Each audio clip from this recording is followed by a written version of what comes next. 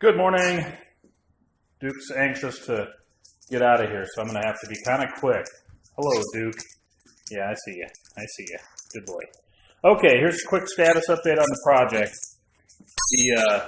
The new forward controls arrived, and these plates here and over here replace this, which is the stock one, and actually they're pretty nice because the new ones are a lot thicker and hopefully sturdier. Not like the other ones weren't strong enough, but seems like stronger is always better. Anyway, so I got that mocked up, but the real question in the last day or two was, how do I get this motor aligned in this frame, and how do we get it right? And the problem is I've got these mounts here, which we talked about last time. They don't connect.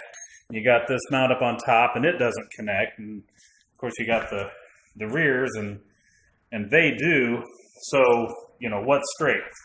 So I called our guys at Palco who built the frame, and we talked it over. And what we decided was the way to do this was to put the rear wheel on and basically line up the output sprocket with the wheel sprocket and just sort of see how the wheel hits and go from there.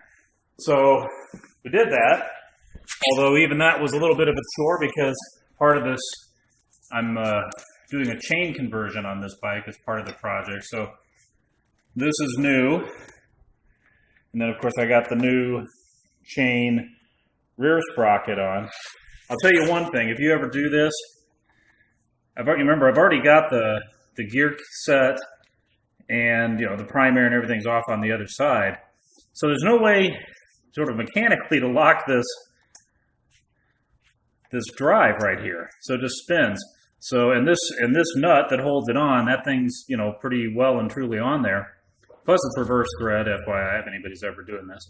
So anyway, getting that off was a chore. I ended up running some ratchet straps around it and got it tight enough to get it off.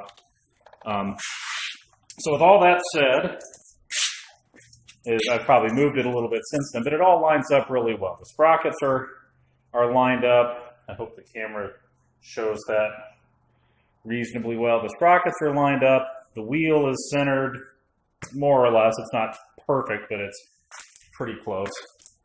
So that's good. So with that in mind, the next thing that happens is I now know that the question is, okay, you've got this gap here, right? So the question is, how much of that gap do I want to fill on this side, or do I want to sort of nudge the whole thing over and fill some of it over on the other side? So, pull this over. And the answer is I want it all on this side. I want this mount flush up against the side of I want this bracket flush up against the side of the mount. So anyway, we're going to machine down some pieces that'll fit in here, get it set up, weld it to this side. That's the decision.